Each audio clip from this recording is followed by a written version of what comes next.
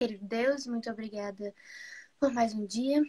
Eu peço para que o Senhor nos proteja, nos guarde e esteja conosco em todas as nossas atividades. Eu peço para que o Senhor possa usar o Vitor, que ele possa tocar o coração de várias pessoas que tiraram um tempinho e estão assistindo aqui conosco e aprendendo um pouquinho mais sobre a sua palavra. É isso que eu te peço, te agradeço. Em nome de Jesus, amém. Amém. Então, o capítulo dessa semana foi bem interessante, porque ele fala, tem como tema principal a destruição por falta de conhecimento. E assim, o capítulo já começa mostrando que as bênçãos de Deus também podem ser condicionadas, mas também existem promessas incondicionadas, como, por exemplo, a vinda de Jesus Cristo é uma promessa e bênção incondicionada. Mas a bênção no qual Moisés alertou ao povo no deserto, ela era condicionada no sentido de que o povo ele teria que fazer uma contrapartida, obedecer às leis de Deus. Tudo certo? Então, é interessante a gente colocar em pauta que o povo de Israel, desde o contexto em que eles viviam no deserto, Deus ele já sabia que o povo tinha um coração inclinado para o pecado. E o mesmo ocorreu durante a entrada em Israel e em Juízes, em que havia um ciclo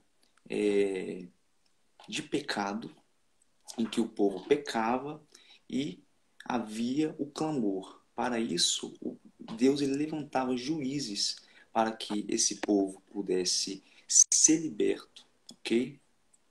E o interessante também é que essas bênçãos,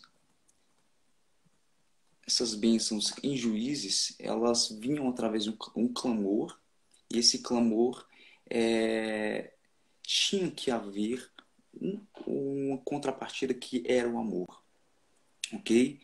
A gente fazendo essa introdução, a gente já consegue entender um pouco mais como que funcionava esse sistema.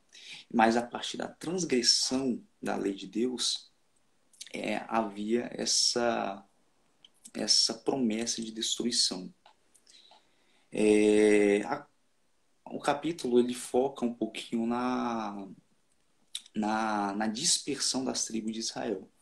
É interessante a gente falar um pouquinho de como se deu essa dispersão das 10 tribos de Israel para a gente entender o porquê da destruição por falta de conhecimento. Ok. Davi, ele foi um rei exemplar no coração de Deus, segundo o coração de Deus, e até então foi o primeiro rei que conseguiu unir todas as 12 tribos. É, E Israel vivia num contexto de guerras. E Davi ele foi uma tipologia do que Cristo viria a ser futuramente. Ok. É, Depois que Davi faleceu, o seu próprio filho, ele pecou diversas vezes e ocorreu uma apostasia no sentido de que ele transgrediu a lei.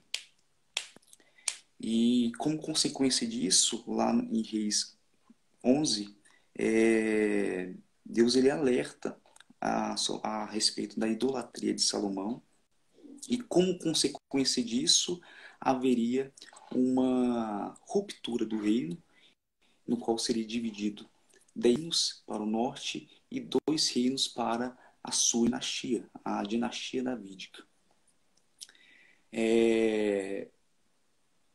Com isso, o reino do norte iria para um determinado servo seu, que seria o Jeroboão, e as duas tribos restantes ficariam consigo. Com o rei Roboão, ficaram essas duas tribos, mas o templo de Jerusalém ficou no território de Judá. E em contrapartida, no Reino do Norte, Jeroboão ele criou dois templos idólatras, pagãos. E com isso, Jeroboão levou o povo a pecar, adorando ídolos e caindo no pecado em que Moisés, no deserto do Sinai, alertou o povo a não cometer. Mais tarde, em meados do ano 722, ocorreu a invasão da Síria, e que destruiu totalmente o Reino do Norte. Com isso, Samaria foi destruída. E mais tarde, no ano 586, Judá foi exilada pela Babilônia. E qual a diferença entre esses exílios? A Síria ela tinha uma tática de destruição étnica e cultural. E a Babilônia ela tinha como intuito o exílio e a escravidão. Tá bom? E o capítulo ele nos fala que essas 10 tribos elas se perderam. Elas se perderam de modo com que elas iriam retornar mais tarde. Deus ele prometeu que essas tribos iriam retornar mais tarde, mas perceba que com a destruição étnica, cultural desse povo, esse povo perdeu a identidade. Perdeu a identidade e de modo com que o retorno físico ficasse impossibilitado. Deus ele nos dá um panorama de um retorno espiritual e não físico. Portanto, nessa promessa existiam 3 camadas, que aí podemos falar, olha,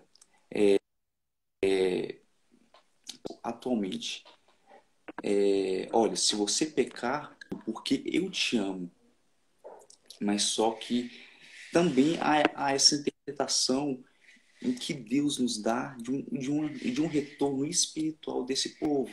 Porque lá no capítulo de Oséias a gente tem esse entendimento, até porque Deus, ele profeticamente, através de Oséias, nos fala, vocês não são mais um povo amado, e vocês não são mais amadas, mas só que um dia eu os semearei novamente. Um dia eu os amarei novamente. A gente pode entender de diversas formas. Deus ele nos chama novamente, apesar de pecarmos, a estar ao lado dele diariamente. E Deus nos mostra algo muito mais profundo. Dentro dessa diáspora, que é o que os teólogos e os historicistas falam, esse povo, sabe, que habitava naquela região se perdeu, não voltou novamente e acabaram que perderam a identidade. Perceba que, como eles perderam a identidade, se tornaram gentios e não mais israelitas, porque certo indivíduo casou com A, com B e tiveram filhos e não mais tinham essa identidade cultural, étnica e religiosa. Deus o chamou novamente através da cruz. Nos chamou novamente através da cruz de uma forma espiritual. E aí adentrando o principal do livro. De que modo eu posso falta de conhecimento?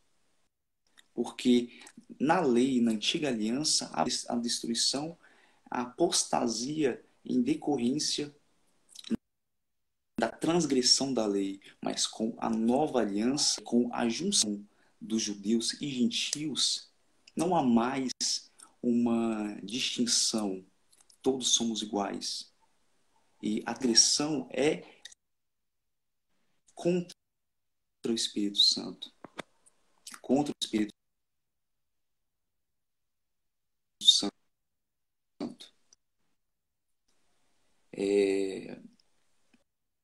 Vamos lá. Em Oséias, ele fala que todos esses povos, eles se unirão em um só Deus, escolherão um só líder. E esse líder é Jesus Cristo. Escolhemos ele como líder.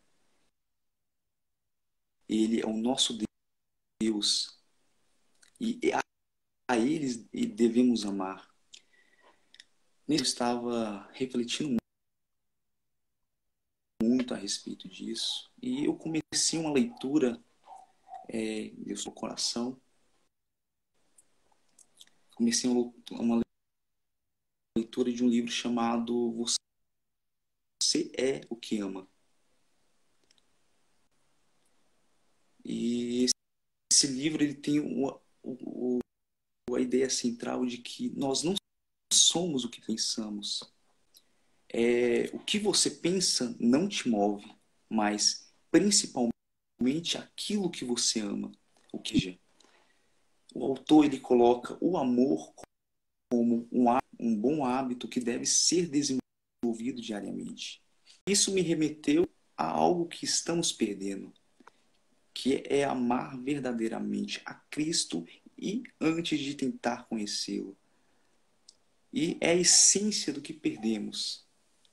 É a essência do que o povo israelita não soube buscar. Eu peço desculpas, a culpa não é de ninguém, é da internet, eu acho que do Instagram também, eu não sei. Agradeço ao Vitor porque se disponibilizou, aceitou o convite, acordou cedo para vir aqui falar com a gente. Infelizmente isso não deu certo, mas Vitor, fica tranquilo, porque você não foi o primeiro que isso aconteceu. Já teve várias pessoas que, infelizmente, a gente não conseguiu dar continuidade, né, com a live por causa desses problemas de internet.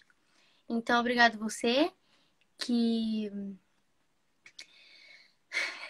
veio assistir com a gente. Eu peço mais uma vez desculpas por todo esse transtorno. E eu vou fazer uma oração final. E é isso. Querido Deus, apesar de todo esse transtorno,